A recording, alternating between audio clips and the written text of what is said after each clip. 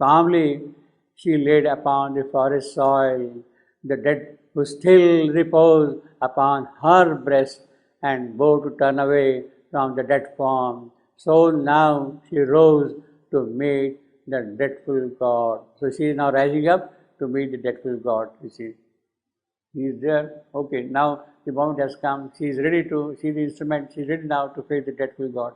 Now, the dreadful God, we have seen, is a tremendous thing. In fact, we have a description of this God in number of phrases here. I will just quickly read them out. Here we have got the dreadful God. Then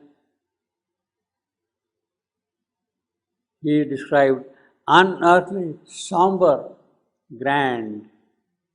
As we have seen earlier, unearthly, somber, grand, limitless, denial of all being. That dreadful God is denial of all being, therefore it is dreadful.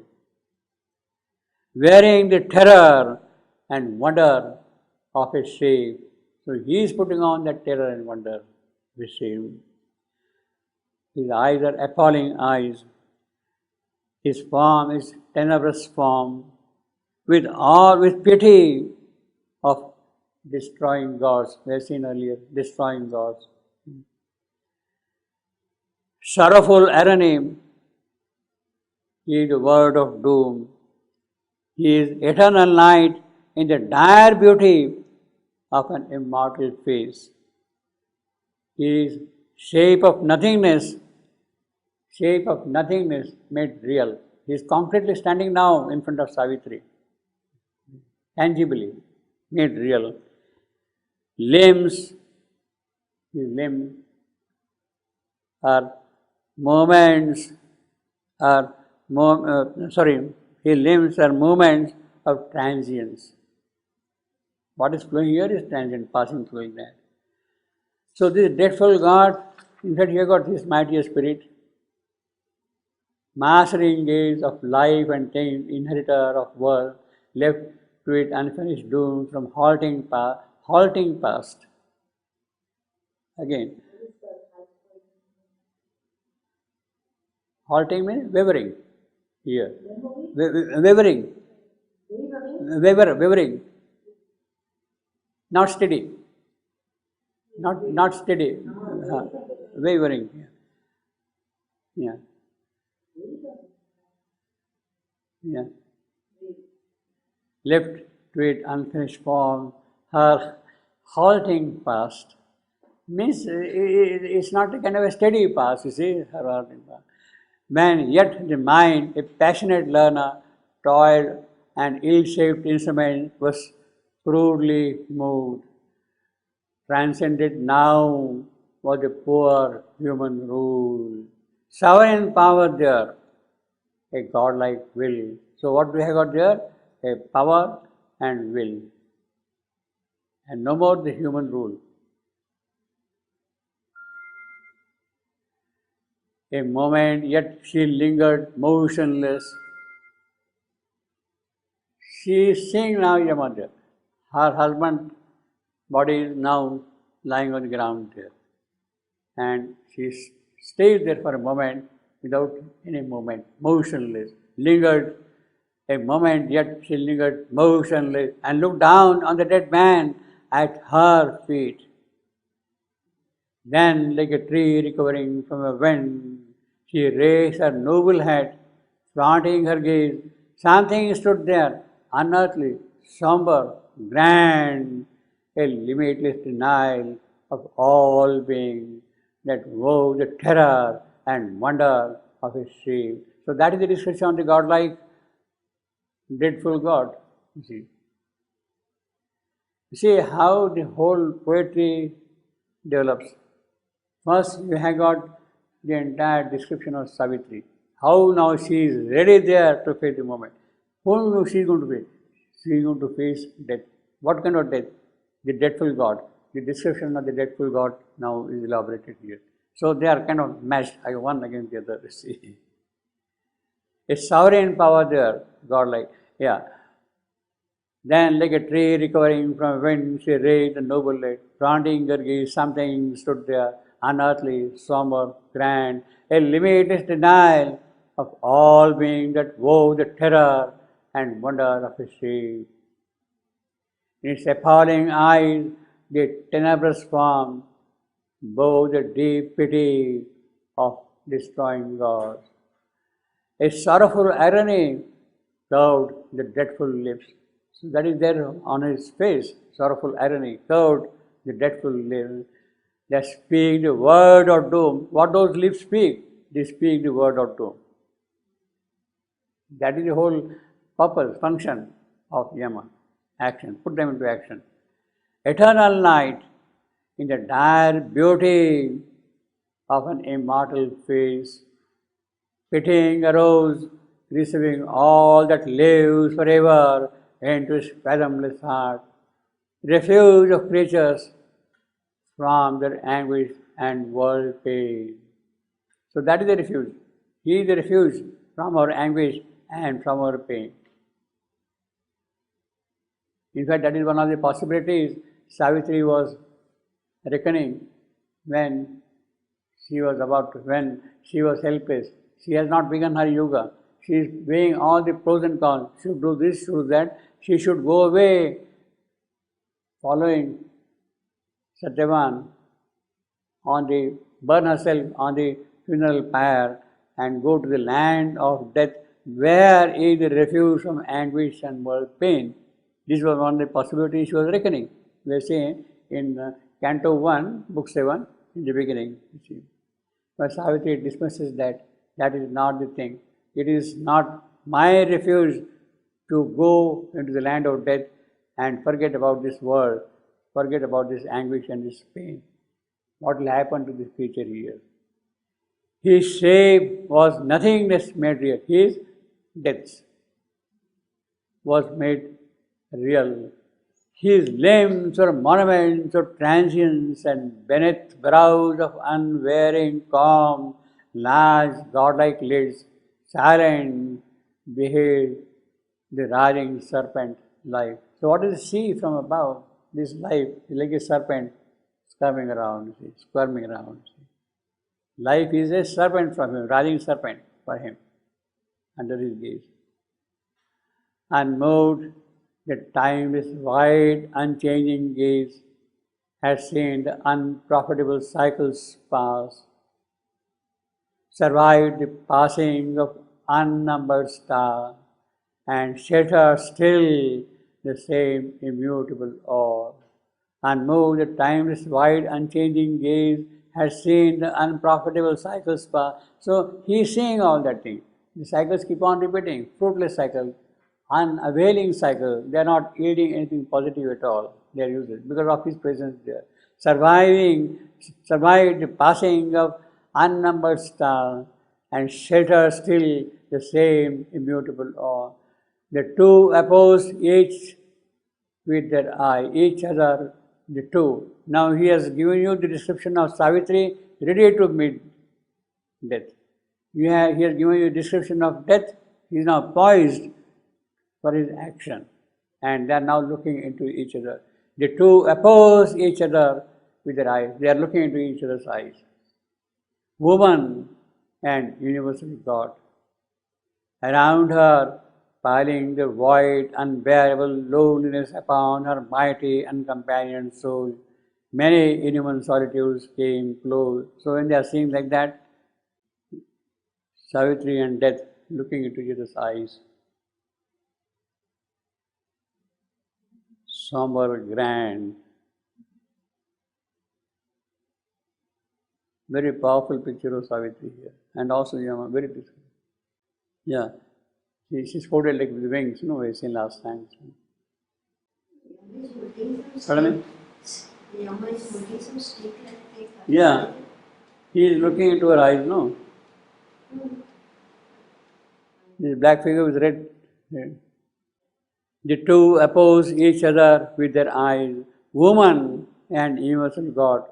Around her piling their void, unbearable loneliness upon her mighty, uncompanioned soul. Upon her mighty, uncompanioned. Nobody is around.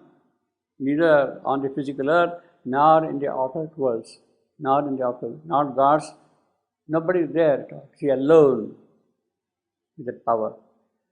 Many inhuman solitudes came through, vacant eternities, forbidding hope, laid upon her their huge and lifeless look, and to her ears, silencing earthly sound, a sad and formidable voice arose, which seemed to hold adverse worlds. He is speaking now for the first time to Savitri. So he has described, well, here is Savitri, here is death. Now what is going to happen? Yes, he has to speak out something, you see. So the whole drama is now being prepared, you see. Unclasp, it cried, the passionate influence, and relax. You are holding him back. Remove your hold from him and relax. He is now no more there. He is mine. He has nothing to do with you now. Relax. Forget about all that is now.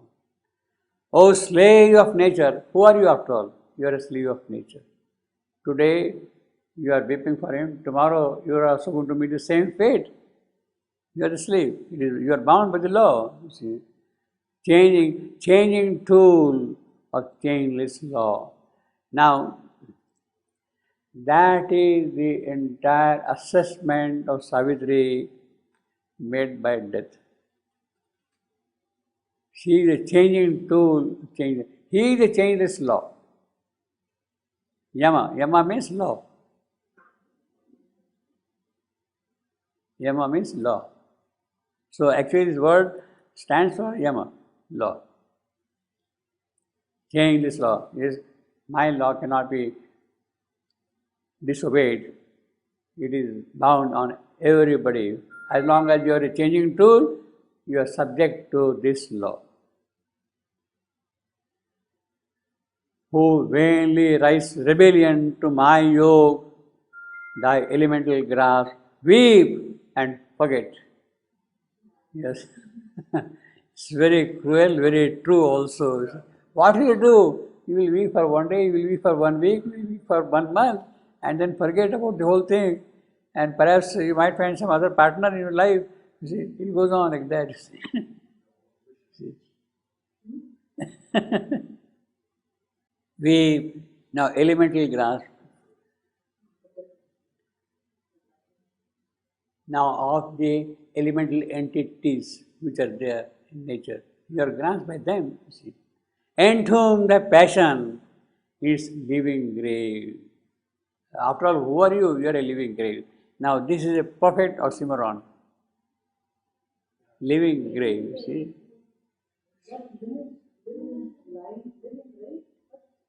Entomb the passion in its living grave.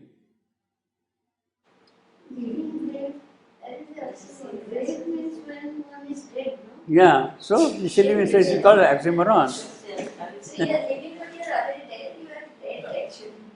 You see, there is a phrase, living dead. You see, living dead, what does that living dead mean? You are living all right, but you are practically dead. You are not really doing anything. So, entomb the passion in its living grave. You see, oxymoron is the contradiction of two things which are brought together. To give a crude example,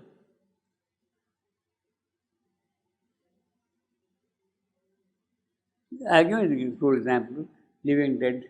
Here you got, actually living dead is a phrase which was used for the first time by Tennyson in one of his poems.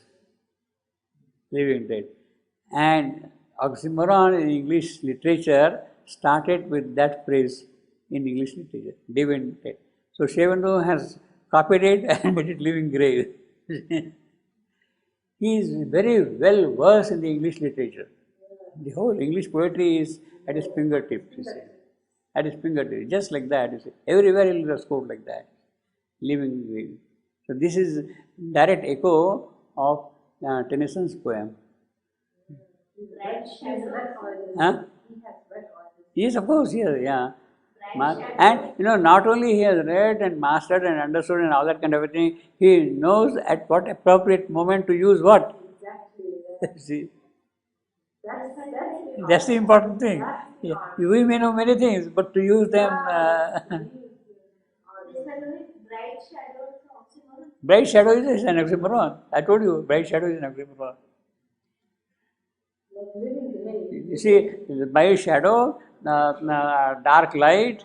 You see, the dark light, that is, yeah, that shadow. You can say the oxymoron is a bright girl or no, bright girl. Bright girl is an oxymoron. Beautiful boy is an oxymoron. Beautiful boy is an oxymoron. Bright girl is an oxymoron. You can say beautiful girl. You can say bright boy. So they are all right. They're fine. But bright boy or beautiful girl, they are not really things in the sense that they are what one would say figuratively, they are actually redundancies.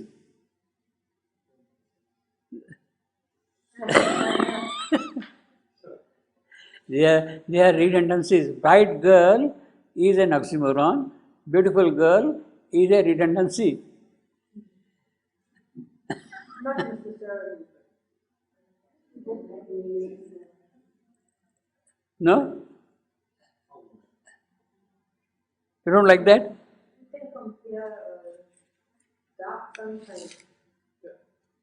Dark sunshine is better. Yeah. So the same thing. Intelligent boy, it is a redundancy. Beautiful girl is a redundancy. You see. But if you say intelligent girl, then it becomes an oxymoron. Or a beautiful boy, then it becomes an oxymoron. See. Okay. Well, I mean, this has to be taken in the proper sense. I mean, yeah. See, this is really beautiful here. When it says living grey, this is a perfect oxymoron. In fact, we are going to see some oxymorons shortly in Savitri. Like that. Live now, the once loved spirits abandon the rope. You see, he has now left his rope. The spirit is now free. Leave it now.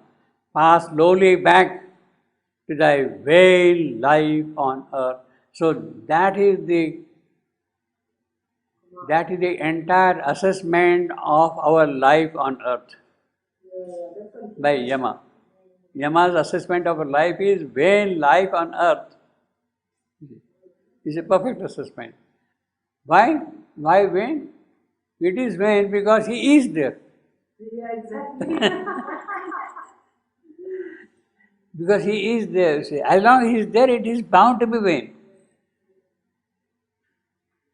Pass lonely back to thy vain life on earth. So Savitri, if she has to reply, Monsieur, this life is not vain, it is vain because of you.